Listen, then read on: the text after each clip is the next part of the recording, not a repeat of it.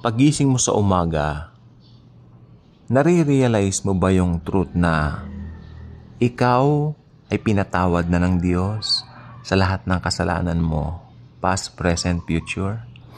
Actually, yun pong sikreto ng pinakamagandang gising sa umaga. Knowing that you're forgiven, alam mo na pinatawad ka na dahil sa ginawa ng Panginoong Hesus sa krus.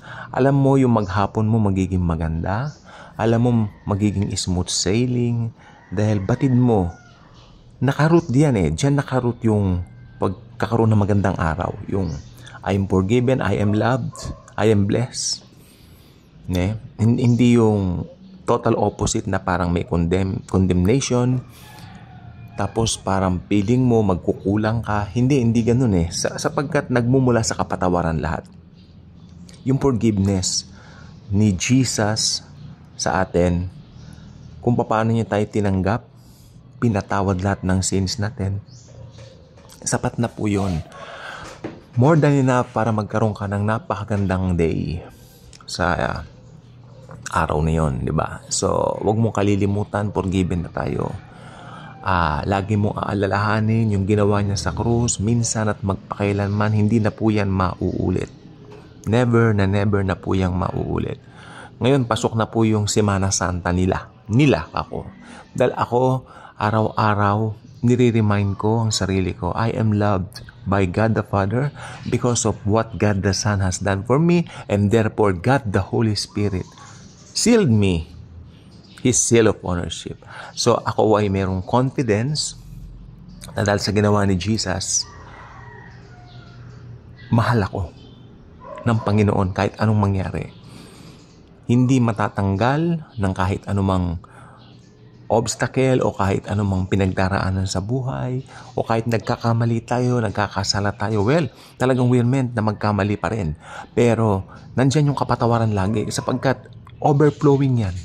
Lavish love, lavish. He loved us lavishly. So selflessly, binigay niya ang kanyang sarili sa krus ng Kalbaryo para mamatay. Bilang handog, permanenteng handog, forever na handog para sa ating mga kasalanan. So sabi ko nga po, ang buhay nating mga Kristiyano ay buhay ng pasasalamat. A life of a Christian is a life of thanksgiving. Hindi po matatanggal yung salvation natin ng kahit ano pa mang mga bagay na pinagdaraanan mo. Ay, nagkamali ako. Uy, nagkasala kasi ako. No. Forever love. Permanent standing natin sa Panginoong Hesus forever and ever. Hindi dahil sa mabubuting gawa natin, kundi dahil doon sa ginawa niya sa krus, sabi ng Efeso 2:8-10. So tayo po ay nandito para magpuri, magpasalamat. Wala naman tayong dapat gawin na kung ano pa man. Alam natin, tinanggap niya tayo, mahal niya tayo, at patuloy na iibigin at pakamamahalin. Diba? Hanggang sumapit yung day na magkita tayo, first time natin siyang makikita ng mukhaan ay click na po sa mga Kristiyano, sa bawat Kristiyano, mararapture po tayong lahat. Doon natin makikita ng mukhaan si Jesus. Ano yung itsura niya, ano yung mga sugat niya, makikita natin. Papakita niya sa atin yung tagiliran niya na may sugat. Alam niyo po ba, mga sugat ng Panginoong Hesukristo hindi po gumaling. Dahil i-choose na i-maintain yan para ipakita niya ang pagmamahal niya sa atin. Hindi po ba? Sobrang pag-ibig. Ito ay talagang nag-uumapaw sa puso ng bawat mananampalataya. At ang maganda po nito, tayong mga mananampalataya lang nakakaalam niyan.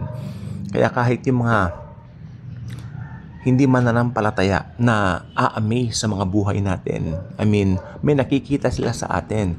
Hindi lang nila masabi kung ano yun, pero may iba sa atin bilang mga Kristiyano.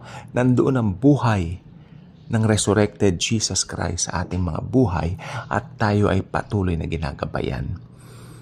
Niligtas niya tayo, pinagaling sa mga karamdaman natin, ginaid tayo, at pinasisikat niya ang kanyang glory sa pamamagitan natin sapagkat tayo ang gagamitin niya habang nandito po tayo sa lupa. Kaya kung hindi ka pa subscriber sa channel na ito, invite you to do so.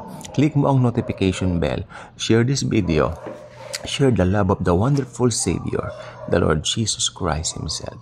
Thank you, and as always and forever, Jesus truly loves us all.